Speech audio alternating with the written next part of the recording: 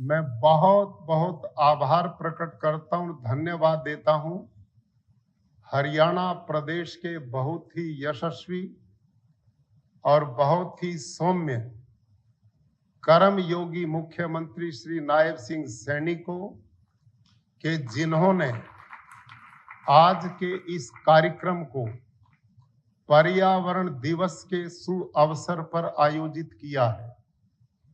मैं खुद हरियाणा की धरती में आपकी तरह पैदा होने का सौभाग्य मेरे को मिला और ये धरती किसानों की धरती है। आज जो चुनौतियां हमारे सामने हैं, इस पर मैं खुल के थोड़ी चर्चा करना चाहता हूं।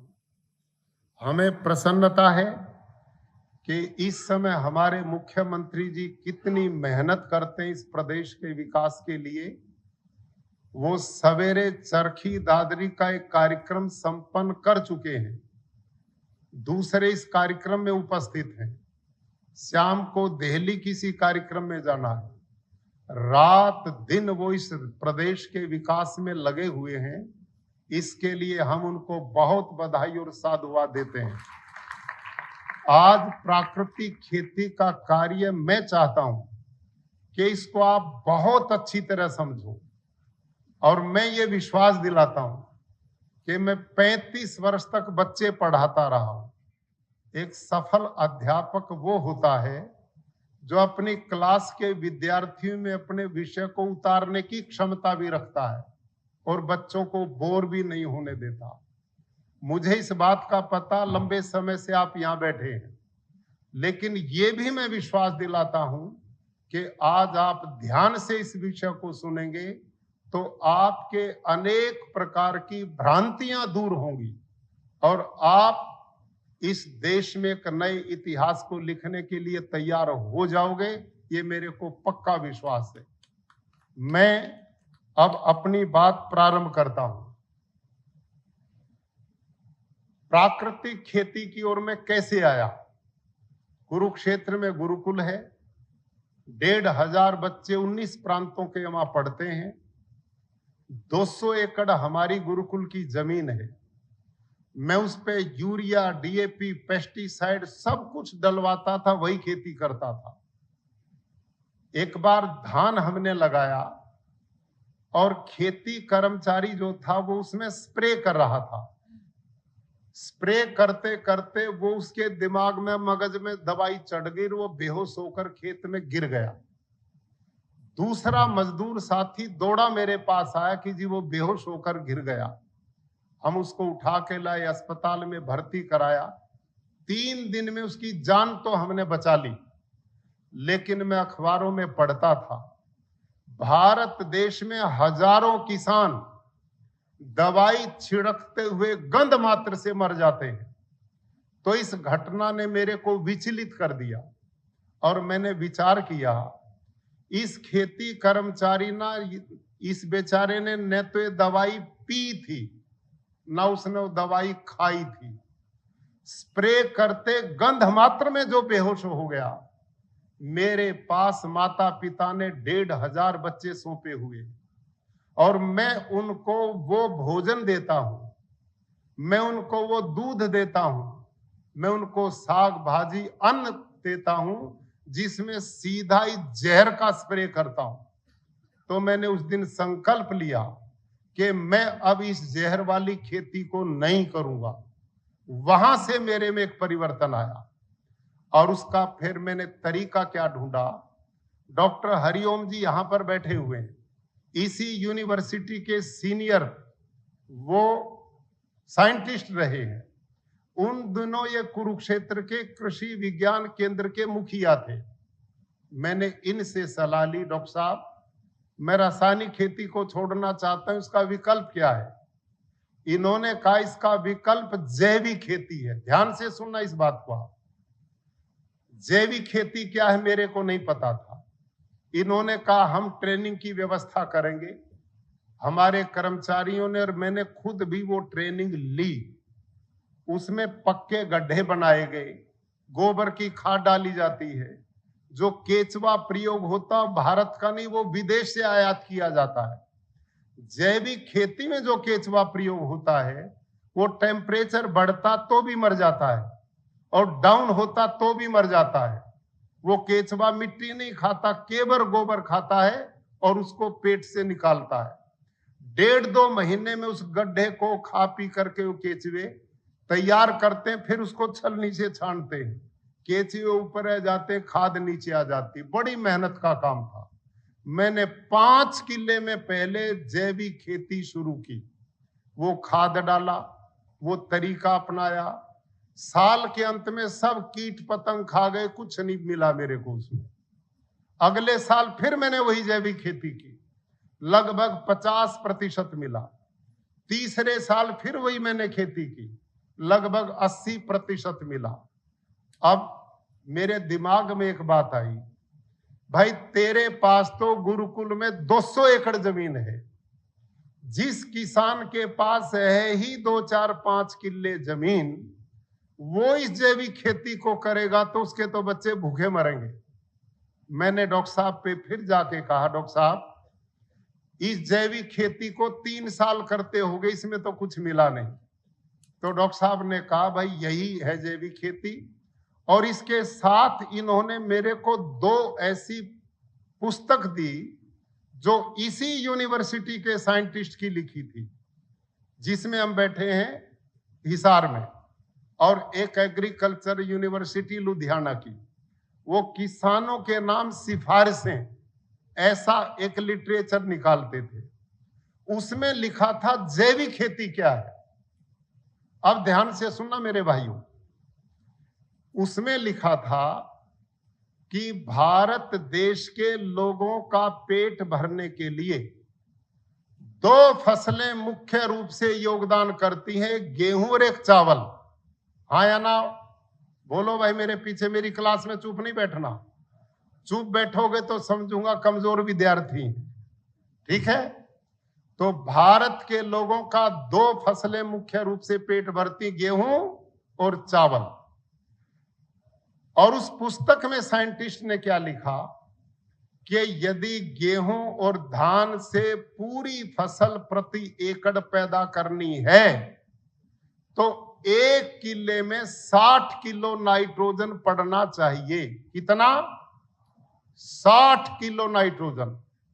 अब रासायनिक खेती हम करते हैं तो बाजार में जाओ, यूरिया खरीदो, डीएपी खरीदो, 1-1, 1.5 महीने के अंतर से खेत में डाल दो, खाद भी 60 किलो नाइट्रोजन पूरी कर देगा और फसल भी पूरी हो जाएगी।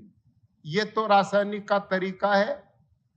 लेकिन जैविक खेती में 60 किलो नाइट्रोजन पूरा करना पड़े तो कैसे करोगे? अब गोबर की खाद में ध्यान करो, 1 टन गोबर की खाद में 2 किलो नाइट्रोजन है। कितना है? बोलो भाई, कमजोर विद्यार्थी हो। कितना? और आपने कितना चाहिए? 60 किलो। बड़े समझदार विद्यार्थी। अब जुड़ोगे मेरे साथ, मजा आएगा आज आपको। अब 60 किलो नाइट्रोजन गोबर से पूरा करने, तो इसका मतलब 1 एकड़ में 300 क्विंटल गोबर की खाद पड़ेगी तो 60 किलो नाइट्रोजन पूरा होगा। और 60 किलो नाइट्रोजन पूरा होगा तो गेहूं धान का उत्पादन पूरा होगा, नहीं तो नहीं होगा। समझ में आ गई यहां तक बात? अब आप किसान हैं, आप में जो जो खेती करते हो हाथ खड़ी करो। वाह भाई वाह, बधाई आपके लिए, सब किसान हैं। क्या आज देश में इतना पशुधन है कि प्रति एकड़ 300 क्विंटल गोबर की खाद पूरी की जा सके? बोलो। नहीं है। अब मैं मान लेता हूं कर भी लें तो 300 क्विंटल गोबर के लिए कितना पशुधन चाहिए? 30-40, हाँ या ना? किला 1, पशु 40, घर में कुणबा। बताओ, किसानों डांगरा न पालेगा, घर न पालेगा। इसका नाम है जैविक खेती, इसका नाम है ऑर्गेनिक फार्मिंग।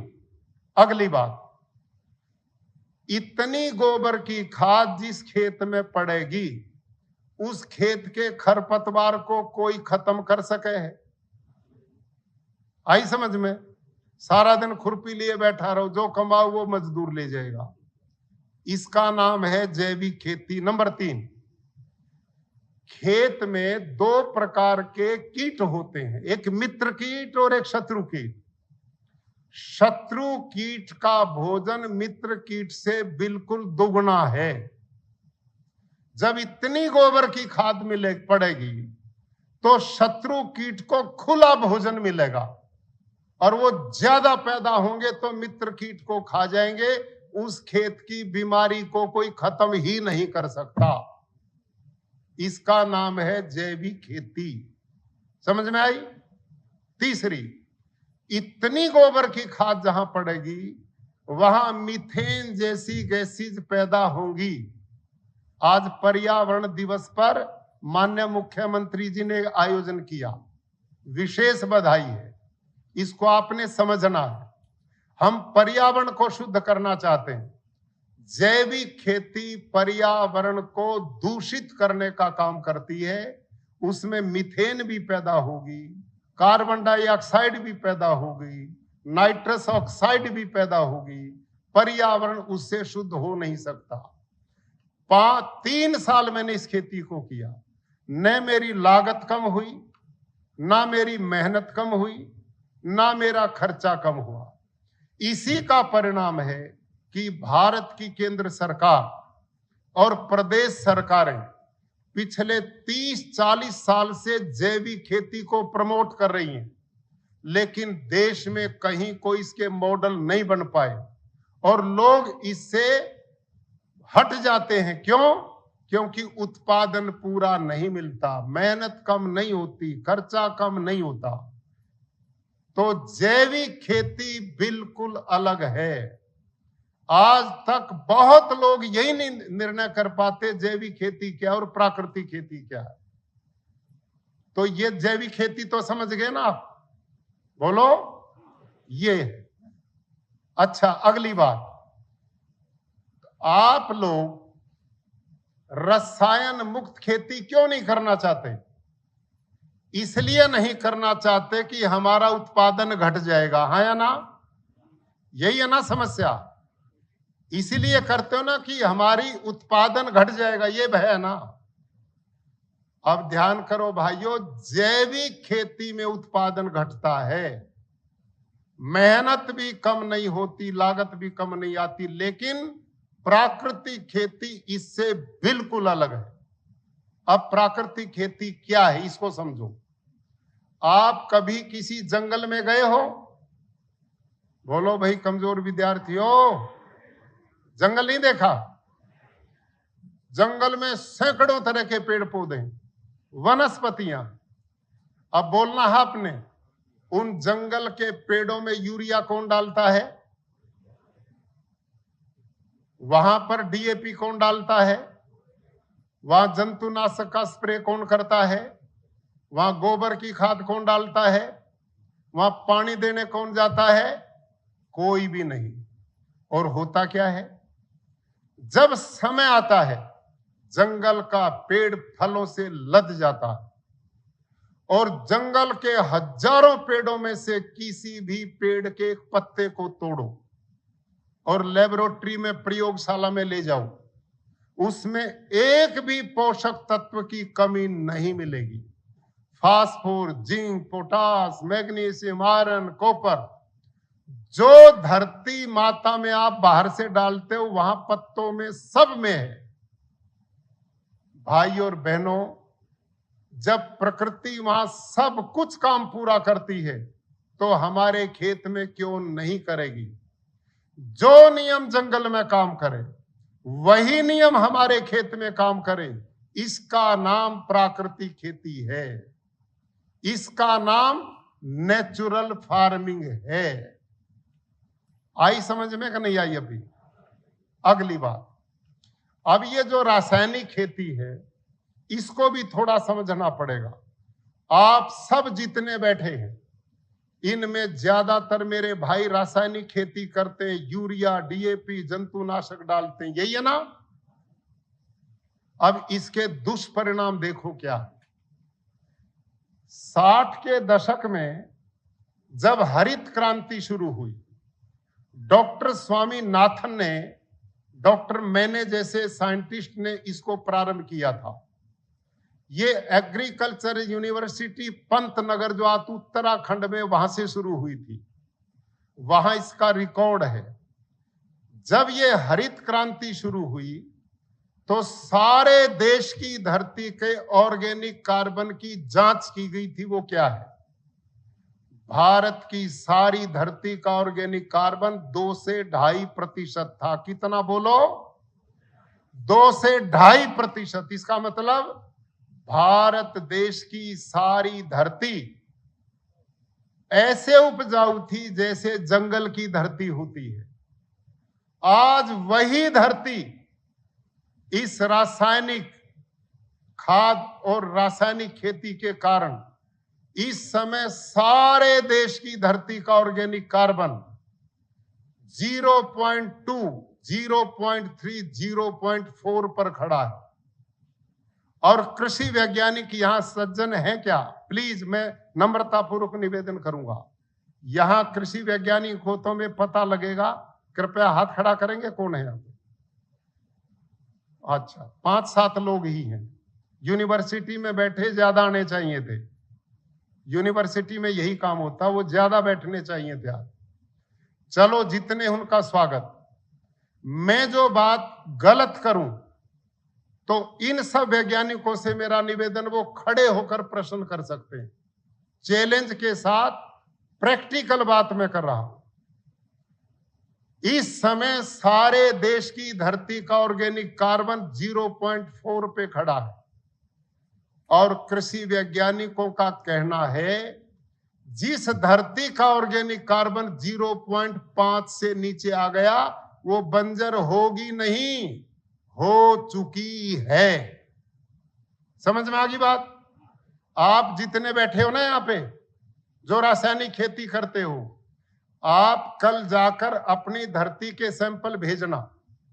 आप सबकी धरती बंजर हो चुकी है। और आप पता क्या बोलोगे? बंजर कहां, हमारी में तो बहुत पैदावार होती है, यही बोलोगे ना? अब इसका उत्तर सुनो।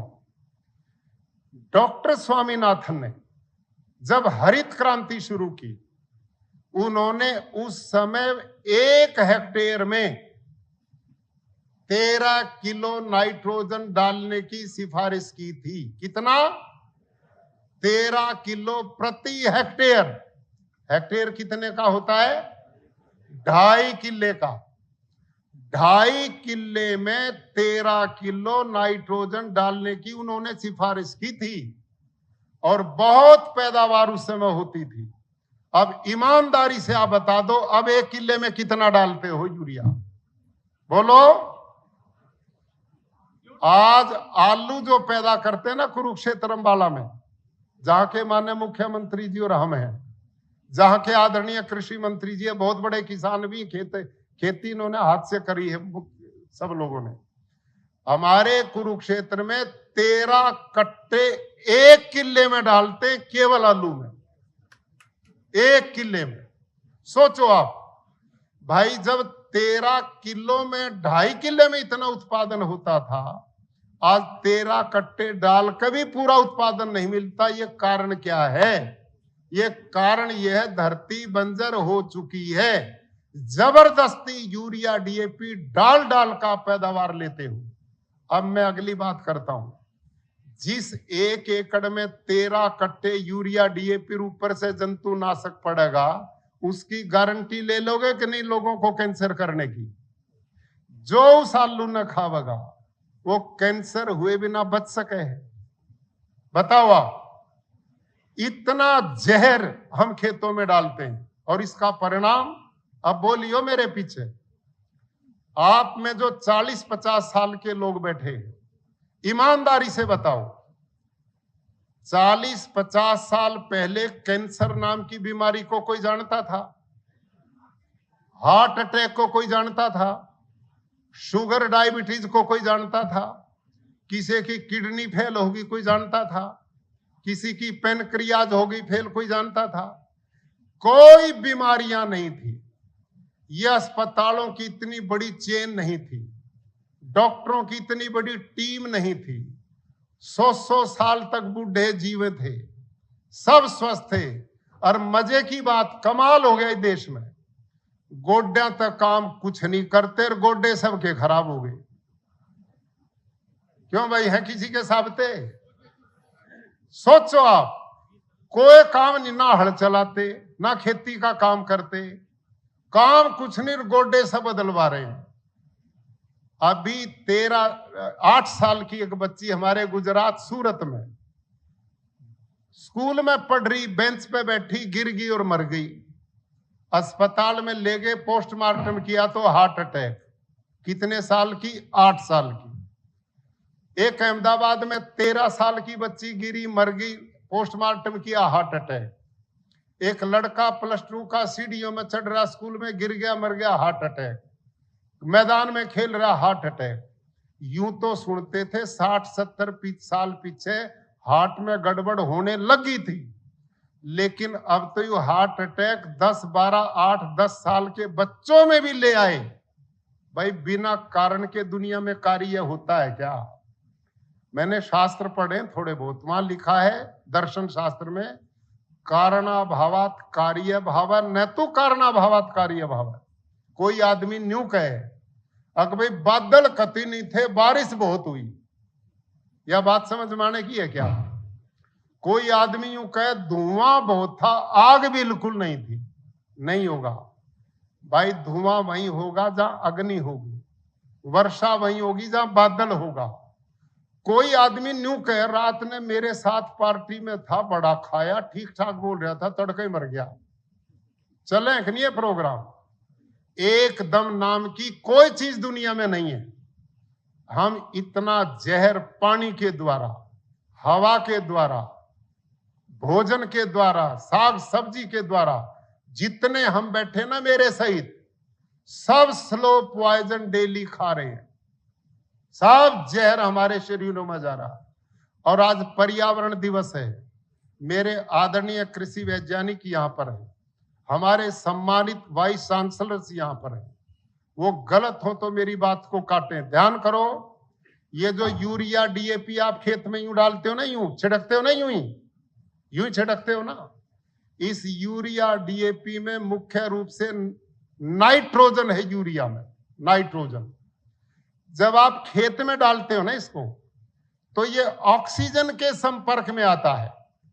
जब ये नाइट्रोजन ऑक्सीजन के संपर्क में आता तो तीसरी गैस पैदा होती है, उसका नाम है नाइट्रस ऑक्साइड। क्या नाम है? Nitrous oxide. वो क्या है?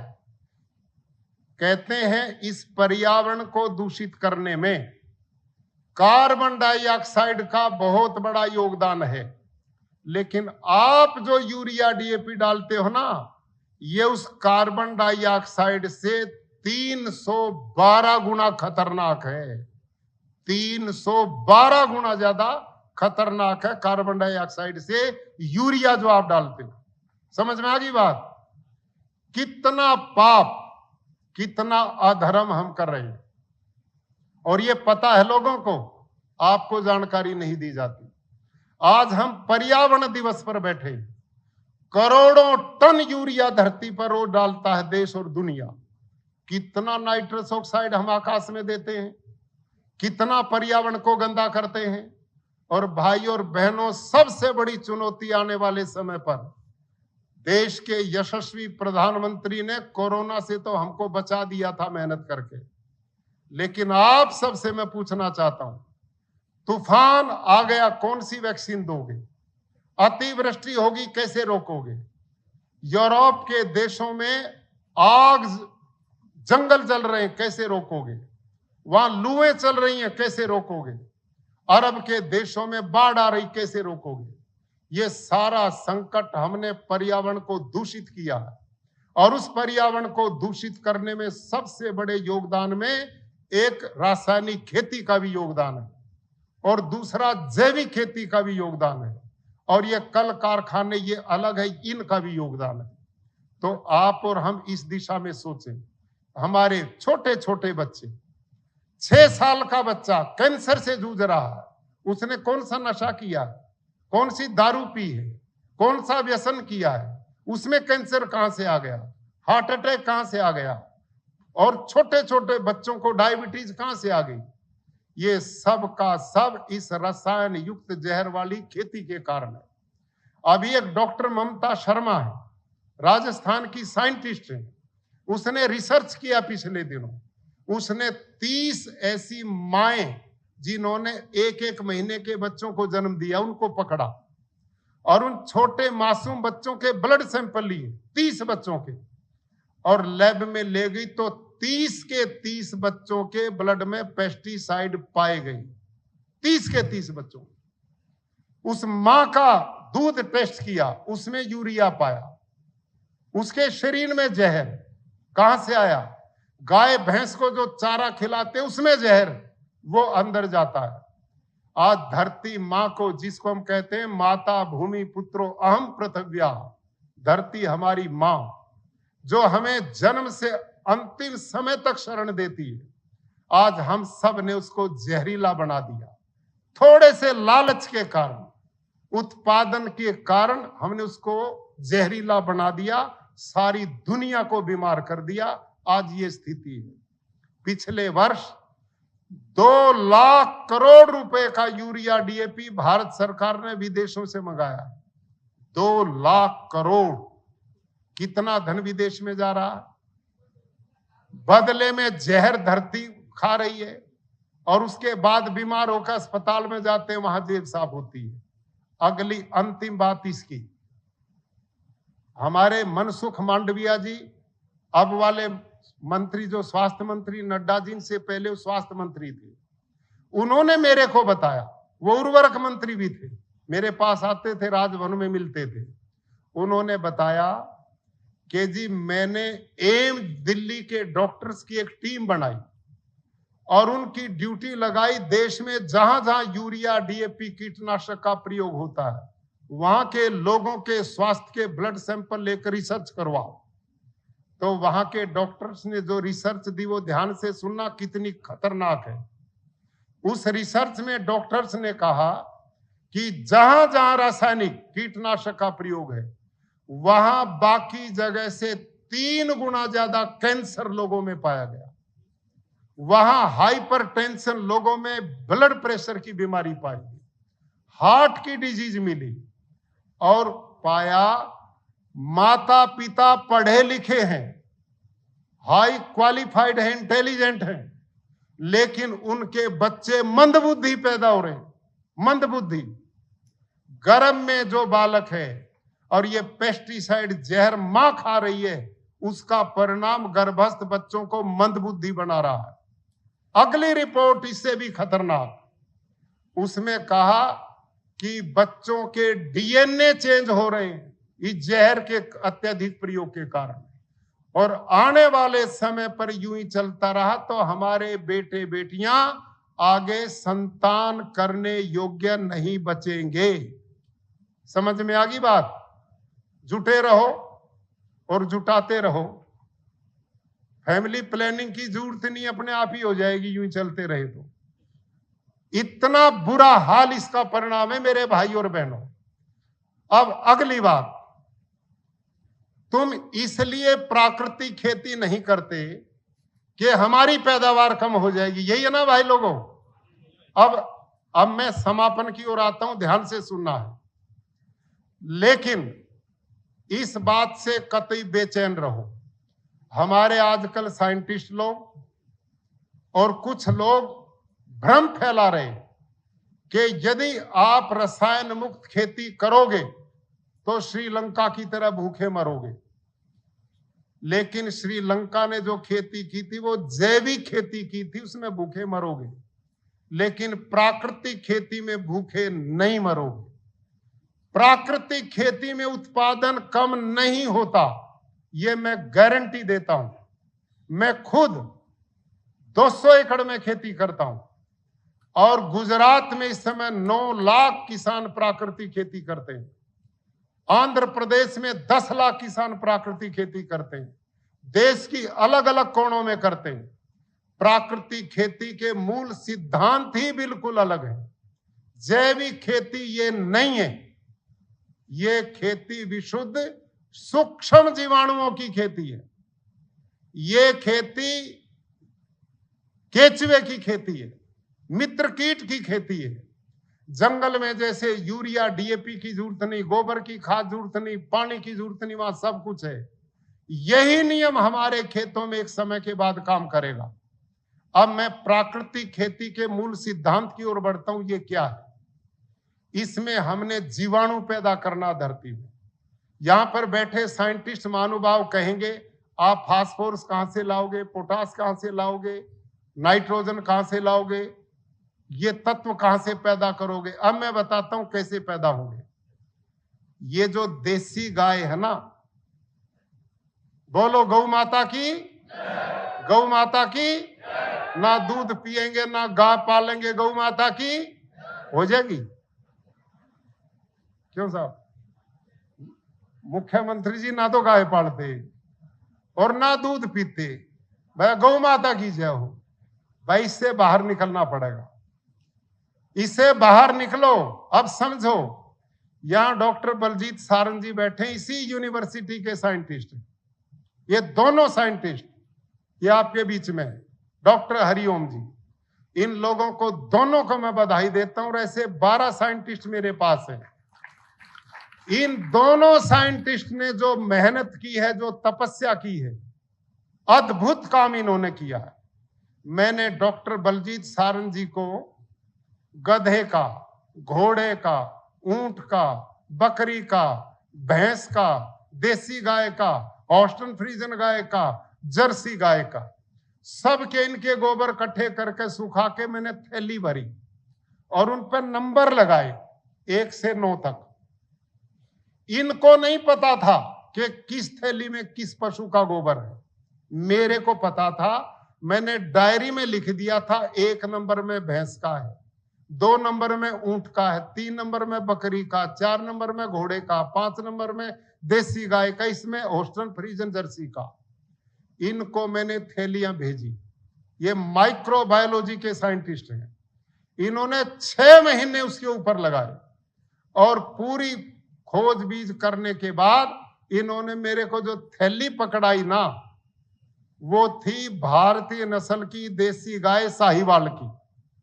और इन्होंने कहा ये भंडार है सूक्ष्म जीवाणुओं का, ये है खेती की जान, ये है मिट्टी को, धरती मां को उपजाऊ बनाने का तरीका। इनको सबके गौमूत्र भेजे, मतलब मूत्र भेजे, और मूत्र में भी देसी गाय का ही, गोमूत्र ही बोलते हैं उसको, वो वरदान है, वो खनिज का भंडार है। और देसी गाय का गोबर सूक्ष्म जीवाणुओं का भंडार है। देसी गाय के 1 ग्राम गोबर में, ध्यान करो, 300 से 500 करोड़ तक सूक्ष्म जीवाणु है। 300 से 500 करोड़ तक। और ये साहिवाल में नहीं है।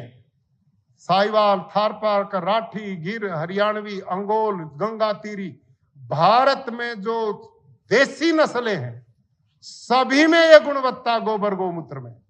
और हम प्राकृतिक खेती में क्या करते हैं, इसकी बाद में जरूरत नहीं पड़ती, प्राकृतिक खेती में शुरू में पड़ेगी। और क्या करना पड़ेगा? क्यों? क्योंकि यूरिया डीएपी ने धरती को बंजर बना दिया, सारे केचुए मार दिए, सारे सूक्ष्म जीवाणु मार दिए, मित्र पक्षी मार दिए, जंतुओं की प्रजातियां लुप्त कर दी, तबाह कर दिया। अब उनको दोबारा जिंदा करने के लिए, धरती में उनकी संख्या बढ़ाने के लिए सबसे बढ़िया माध्यम है देसी गौ माता। और उसमें हम 2-3 चीज करते हैं। एक बनाते हैं जीवामृत, एक बनाते हैं घन जीवामृत। और कितना सरल तरीका, बाजार से कुछ नहीं लाना किसान भाइयों, घर के घर में सब कुछ मिलेगा। थारे को लूट लिया इन कंपनियों ने, इस बाजार ने, तुम जो कमाते सारा ये ले जाते हैं। प्राकृतिक खेती में घर में बस एक गाय की जरूरत है, एक गाय की। बालक दूध पीवेंगे, तुम बलवान बनोगे। और गौ माता वो गोबर गोमूत्र से खेती कराएगी। कैसे? इसको सुनो। एक ड्रम ले लो 200 लीटर का, खाली कबाड़ी से, उन्हें पानी से भर लो लगभग 180 किलो। ये देसी गाय 24 घंटे में 8 से 10 किलो गोबर देती है, 8 से 10 किलो गौमूत्र देती है। वो ड्रम में डाल दो और ये ड्रम ने छाए में रखो, पशु जहां बंधा वहां छाए में, धूप में नहीं रखना। और इसमें 1.5 से 2 किलो कैसा भी गुड़, पुराना धुराना खराब, वो डाल दो। और 1.5 से 2 किलो किसी भी दाल का बेसन, किसी भी दाल का, वो डाल दो। और 2 मुट्ठी मिट्टी किसी पेड़ के नीचे की डाल दो। आप कहोगे खेत की क्यों नहीं? खेत में तो तुमने छोड़ा ही कुछ नहीं, उसमें ही कुछ नहीं, वो तो बंजर बन गई जमीन, उसमें जीवाणु नहीं है।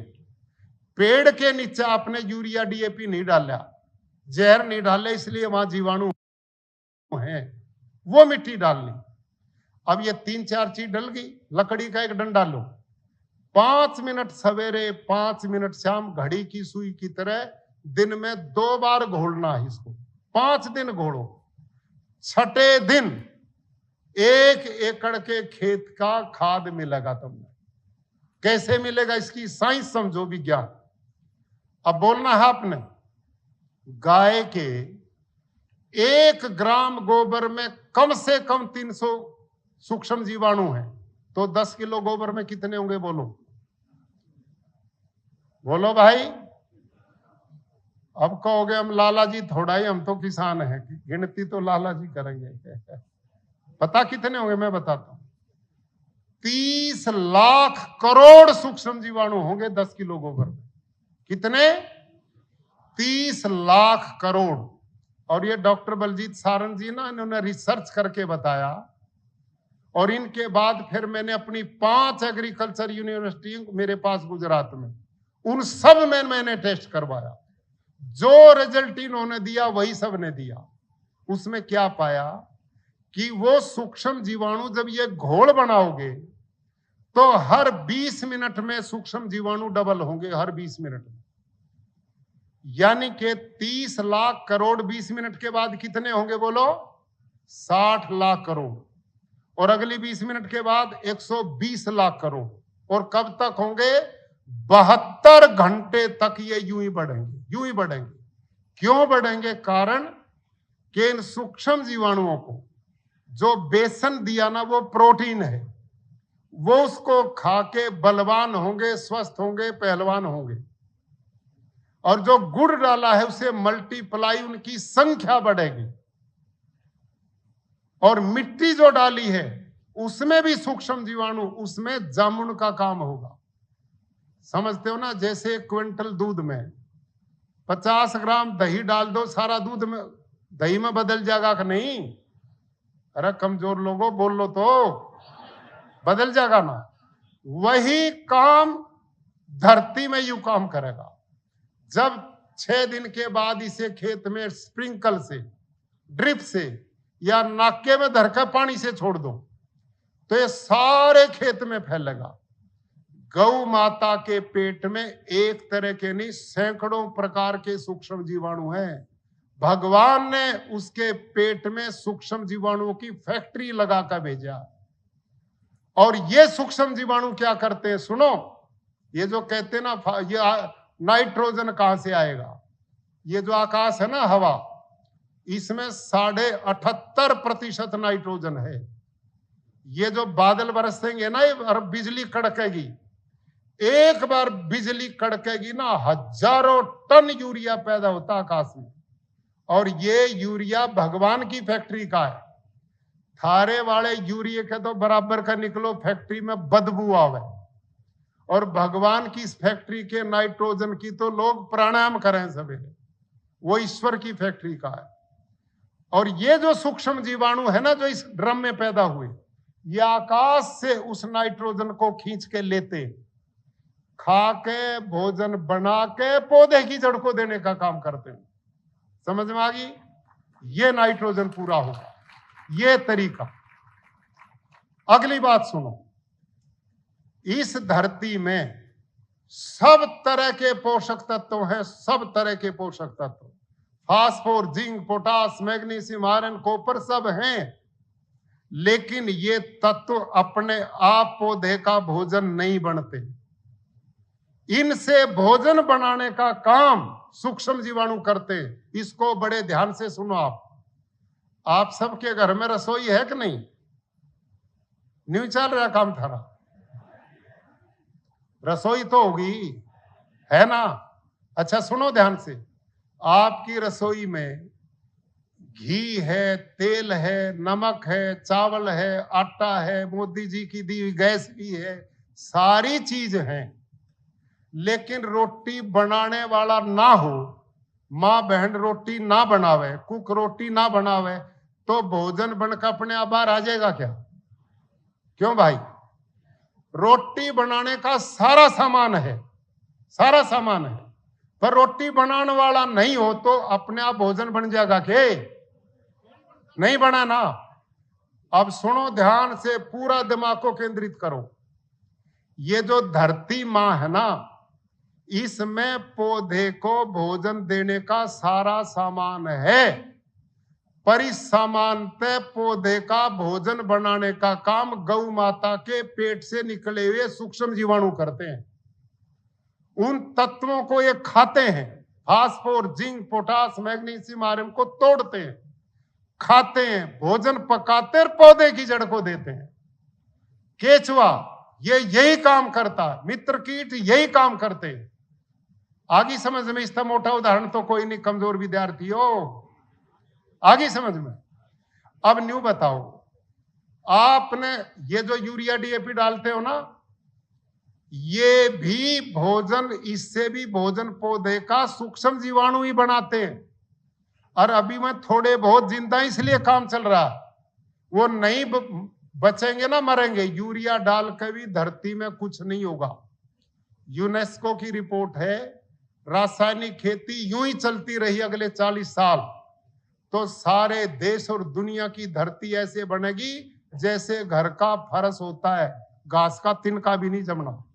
यह हाल होने वाला है। सारी धरती पर इस प्रकृति के संतुलन को बनाने का काम सूक्ष्म जीवाणु और ये जीव जंतु करते हैं। इन सब को हमने मार दिया, केचुए को हमने मार दिया। अब मेरा वो चलाना भाई, ये है आपको, वो केचुए वाला चला। ये केचुआ क्या काम करता है इसको देखो ध्यान से। इस वीडियो, ये तो दूसरा चला दिया आपने, पहले वो चलाओ। ये मेरे खेत का उदाहरण मिलेगा आपने। ये केचुआ जो है ये तुम्हारा सबसे बड़ा मित्र है। देखो ये धरती में यूं जाता, दूसरे से आता, इस क्षेत्र से जाता, इससे आता, और धरती में ये 8 से 10 फीट तक छिद्र करता है। ये सुनो, देखो ध्यान से। किसान भाइयों, आज मैं गुरुकुल कुरुक्षेत्र के प्राकृतिक कृषि फार्म पर पहुंचा। आप सब जानते हैं कि पिछले 10-11 जुलाई में उत्तर भारत में भारी बारिश हुई है और कुरुक्षेत्र में भी ये वर्षा पर्याप्त मात्रा में हुई, जिसके परिणाम स्वरूप सभी लोगों के खेत लबालब पानी से भर गए।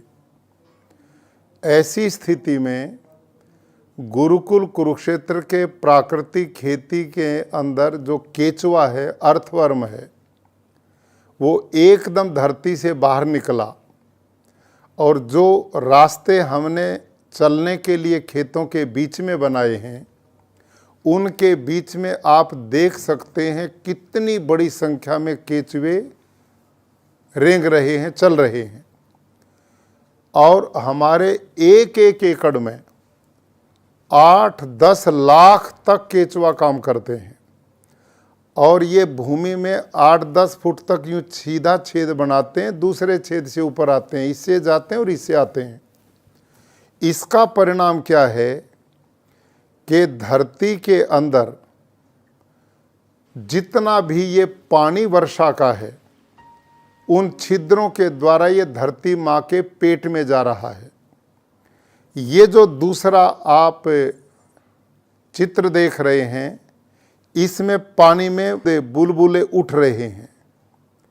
ये सारा का सारा पानी केचुओं के द्वारा बनाए गए खेतों में छिद्रों में प्रवेश कर रहा है और पड़ोसी खेतों में पानी भरा खड़ा है, उससे फसलें बर्बाद हो रही हैं। लेकिन हमारे खेत का जितना भी पानी था वो केचुए द्वारा बनाए गए छिद्रों के द्वारा सारा धरती माँ के पेट में चला गया। यह है नेचुरल वाटर हार्वेस्टिंग सिस्टम। अब आपने देखा भाइयों, किसान जितने बैठे हैं, थारे खेत में इतने केचुए हैं कहीं? जो प्राकृतिक खेती करते हैं उनके सब में मिलेंगे। जो कोई है आप में प्राकृतिक खेती करने वाला? सब में है कि नहीं है केचुए? ये है खेत की जान। अब सुनो इसके ज्ञान को। ये जो केचुआ है एक जीवन में 40 से 50 हजार बच्चों को जन्म देता है। और ये केचुआ जितनी भी ऐसी गैसेज हैं जो खतरनाक पर्यावरण को दूषित करती हैं, आज पर्यावरण डे है, उस गैसेज को अपने शरीर में संचित करता है। और ये केचुआ सूक्ष्म जीवाणु ऑर्गेनिक कार्बन के सिलेंडर हैं, भंडार है। ये जब मरता है तो धरती के 17 प्रकार के पोषक तत्वों की पूर्ति करता है। और ये केचुआ जिस खेत में रहता है उस खेत की जिस मिट्टी को खाकर पेट से बाहर निकालता है, उस खेत की मिट्टी से इसके पेट से निकली मिट्टी में 6 गुना ज्यादा नाइट्रोजन है, 9 गुना ज्यादा फास्फोरस है और 11 गुना ज्यादा पोटास है। ये है वरदान। और ये धरती की जुताई करता है, तुम्हें जुताई करने की जरूरत नहीं है। ये साइंटिस्ट ही बताते हैं, एक एक एकड़ में 20 लाख तक काम करता है। और ये बिना पैसे का मजदूर, मनरेगा वाले तो शाम ने 300 रुपए मांगते हैं, ना दो तो अकड़ते हैं। ये बेचारा एक पैसा नहीं मांगता, 24 घंटे का मजदूर है था।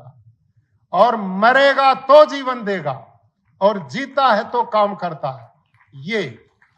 ये तो दिखता है, तुमने क्या काम करा? जितने तुम खेती करते हो इसे केचुए ना पकड़ो और यहाँ मेज पे रखो और इस पे यूरिया डालो, बताओ जीवेगा कि मरेगा? और इस पे गाय का गोबर डालो तो जिएगा और परिवार बढ़ाएगा। हमने मारने का काम किया। रासायनिक खेती हिंसक खेती है, इसने लोगों की विचारधारा को हिंसक बना दिया है। और ये मैं नहीं कहता, कुरुक्षेत्र की धरती पर भगवान कृष्ण गीता में कहते हैं, आहार शुद्ध सत्व शुद्धि। आहार से ही मानव का मन अच्छा और बुरा बनता है। हम इतने लोग बैठे हैं, चुपचाप बैठे हो कि नहीं? एक ने दारू पिया दो, फिर देख 15 मिनट में क्या होगा। बताओ क्या होगा? न्यू बताओ, खान का प्रभाव है कि नहीं? सारे ठीक ठाक 15 ही मिनट में रूप बदल देगा। भाई जो खाते हो ना जहर, पशु मार दिए, जीव जंतु मार दिए, दुनिया को कैंसर कर दिया, हार्ट अटैक कर दिया, सब मार दिए। और इसका परिणाम हम कहीं पार्किंग में गाड़ी लगानी में अभी गोली चल जाए, सड़क पे जा रहे थोड़ा सा कुछ हो जाए सीधा गुस्सा बजाए, मुकदमे चल रहे, भाई भाइयों के चल रहे, पड़ोसियों के चल रहे, दुनिया लड़ रही, कत्ले आम मच रही, कोई किसी ने देख कर राजी नहीं।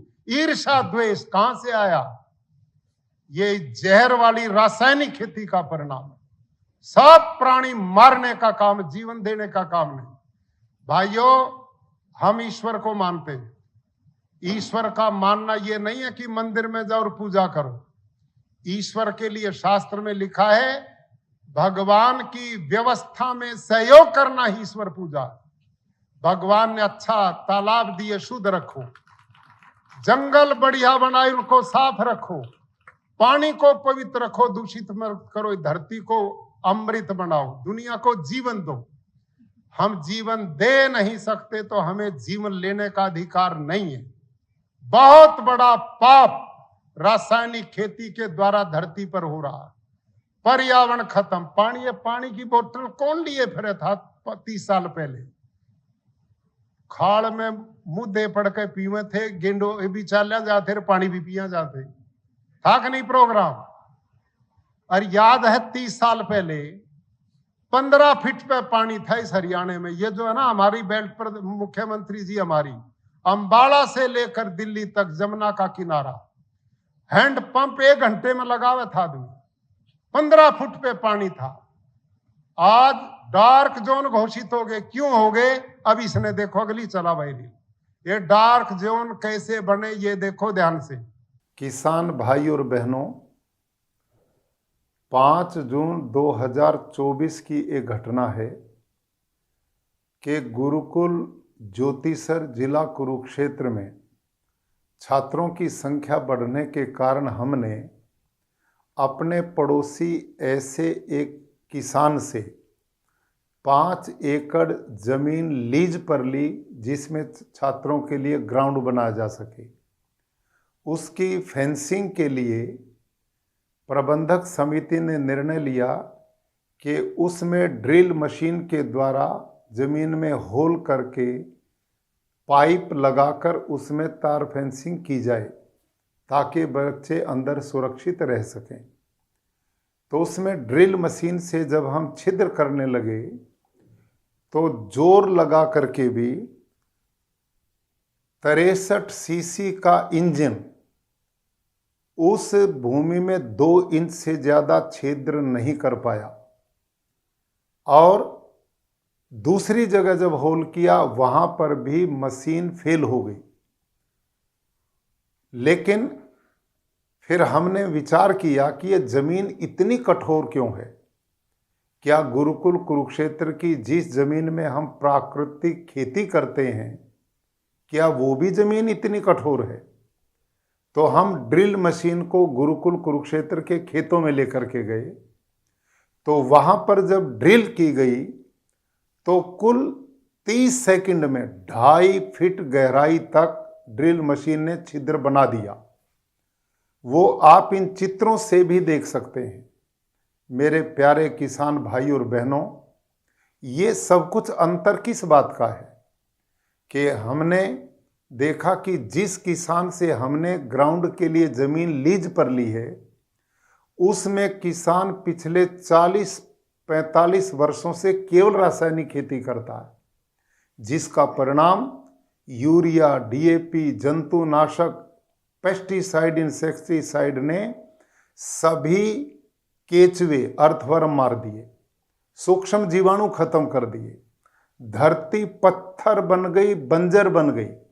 इसका परिणाम है कि इस समय भारत की धरती पानी नहीं पी रही। वर्षा जल जब बरसता है तो ऊपर वाली 6 इंच मिट्टी को बहा करके ले जाता, बाढ़ आ जाती है। और भूमिगत जल को हम ट्यूबवेलों के द्वारा, पंप्स के द्वारा खींच करके निकाल रहे हैं और वर्षा जल धरती माता पी नहीं रही है।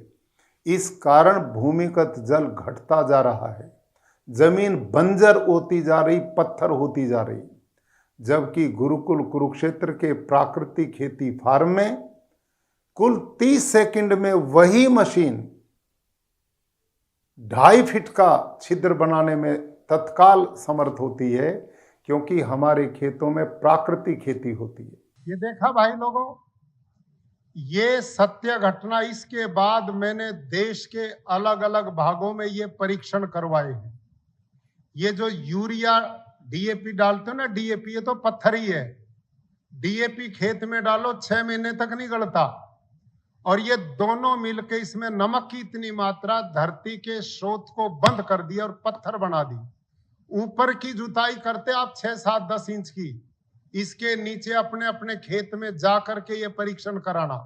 एक इतनी मोटी लेयर बन चुकी सारे देश में, बारिश बरसती है नीचे पानी नहीं जाता, निकाल तो रहे हो और वर्षा जल नीचे नहीं जाएगा। आने वाली पीढ़ियों को पीने का भी पानी नहीं मिलेगा, खेती तो दूर की बात है। ये पाप हम इस रासायनिक खेती से कर रहे हैं।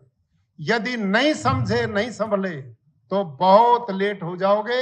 ये बहुत जरूरी है ये काम करने का। भाई और बहनों, अंत में मैं निवेदन करता हूं, प्राकृतिक खेती में उत्पादन बिल्कुल नहीं घटता। इसके 5 आयाम हैं। बीजामृत, उससे हम बीज को संस्कारित करते हैं। घन जीवामृत, गोबर की खाद में यही चीज पड़ती जो मैंने बताई, गुड़, बेसन, ये ऐसा खाद है जो 6 महीने भी खराब नहीं होता। बोने से पहले वो हम डालते हैं। 1 टन हम आजकल डलवाते हैं 1 एकड़ में। क्यों? जरूरत नहीं है, 2 क्विंटल से ही काम चलेगा बाद में। इसलिए शुरू में 1 टन डालना पड़ेगा कि सूक्ष्म जीवाणु सब मार दिए, केचुआ मार दिया। इनको दोबारा धरती में पैदा करने के लिए 1 टन आपने कुल 3 साल 1 एकड़ में डालना है। उसके बाद केवल 2 क्विंटल से काम चलेगा, घन जीवामृत। और जीवामृत मैंने बताया हर पानी से दे दो, उसका स्प्रे दे दो। मैं आज भी अपने वैज्ञानिकों के बीच में कह रहा था, हमारे यहाँ 5 यूनिवर्सिटी है, वहां रिसर्च की गई है। दांतेवाड़ा यूनिवर्सिटी में, आनंद यूनिवर्सिटी में, जूनागढ़ में, और उन्होंने 3 साल की रिसर्च के बाद रिपोर्ट दी। और क्या रिपोर्ट आई है? प्राकृतिक खेती में उत्पादन बिल्कुल नहीं घटता, उतना ही होगा जितना रासायनिक में होता है पहले साल, और उसके बाद हर साल प्राकृतिक खेती में बढ़ता जाएगा, बढ़ता जाएगा। मेरे खेत में डॉक्टर यहां पर बैठे हैं, दोनों देखते हैं खेत को, डॉक्टर हरिओम जी, पूरे देश के कृषि वैज्ञानिक इनके पास ट्रेनिंग लेने के आते हैं गुरुकुल कुरुक्षेत्र में। और ये माननीय मुख्यमंत्री जी के नेतृत्व में, माननीय कृषि मंत्री राणा जी के नेतृत्व में हमारे गुरुकुल में ये प्रशिक्षण केंद्र दिया जाता है। प्रशिक्षण केंद्र है, इसमें बाहर के देशों के भी लोग प्रधानमंत्री जी ने भेजे हैं। सारे देश के कृषि वैज्ञानिक वहां ट्रेनिंग लेते हैं, और ये परम सिद्ध हो गया, इससे उत्पादन नहीं घटता। प्रधानमंत्री जी ने कई घंटे कई बार मेरे को बुलाया और डीप इसके बारे में जाना कि ये प्राकृतिक खेती क्या और जैविक क्या है। और उन्होंने फिर रिसर्च करवाए। रिसर्च करने के बाद प्रधानमंत्री जी को पक्का विश्वास हो गया ये पद्धति देश को बचाएगी।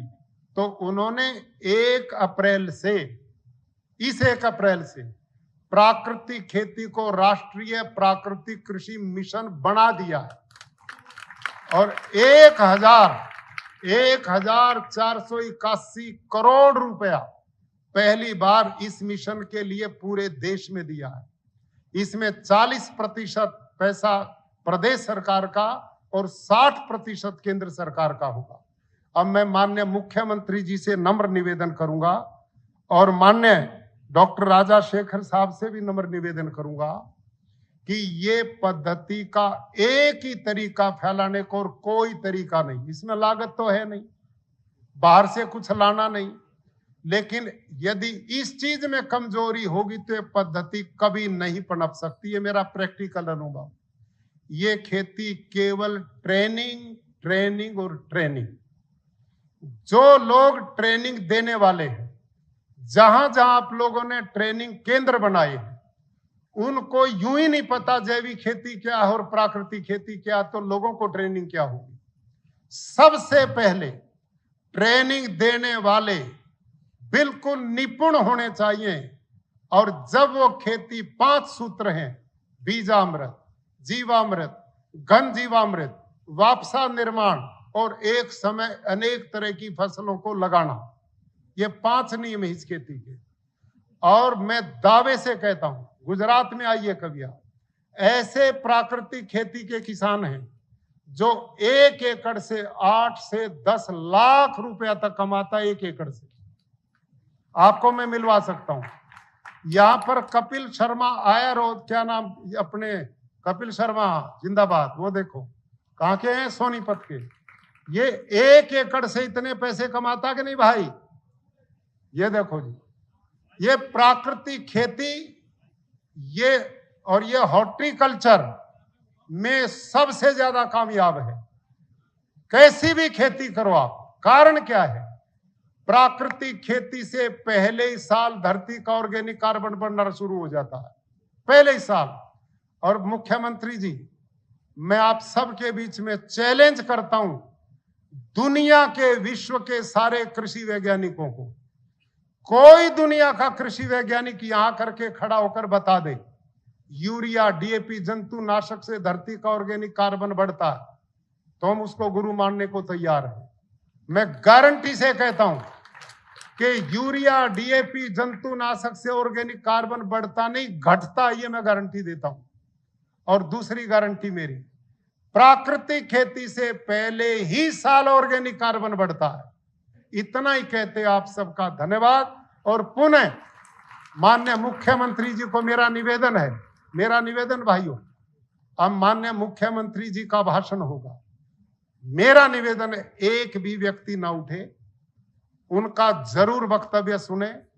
हमारे मुख्यमंत्री जी बहुत डेडिकेटेड, समर्पित, किसानों के कल्याण करने का एक बहुत बड़ा बीड़ा उठाए हुए, प्रदेश के चहुमुखी विकास के लिए लगे हुए। हमारे कृषि मंत्री जी ये खुद किसान पुत्र है, बचपन से मैं इनको जानता हूं। इनको खुद खेत में हल चलाते हुए, फावड़ा उठाते मैंने देखा है, खुद किसान है। तो ऐसे लोग आपके लिए इतना बड़ा आयोजन किया, प्रदेश के कोने कोने से बुलाए। तो भाई अंत में, मैं तो गुरुजी हूं, बच्चे पढ़ाता था, कुछ दान दक्षिणा दोगे या यूं जाओगे? क्यों भाई, दोगे? तो इतनी बड़ी बात सुनकर निश्चित रूप से हाथ खड़ा करके बताओ कौन कौन प्राकृतिक खेती करेगा? जिंदाबाद, आपके लिए बधाई। और सुनो, अंत में, तुम सारे खेत में मत करो, उतने में तो कर लो जितने में थारे पोते कैंसर और बीमारी से बचे रहे। तुम अपने लिए तो कर लो कम से कम। जब अपने लिए करोगे अपने आप बढ़ जाओगे आगे। कोई ऐसा ना बचे जो अपने लिए ना करे, ऐसा मेरा नम्र निवेदन है।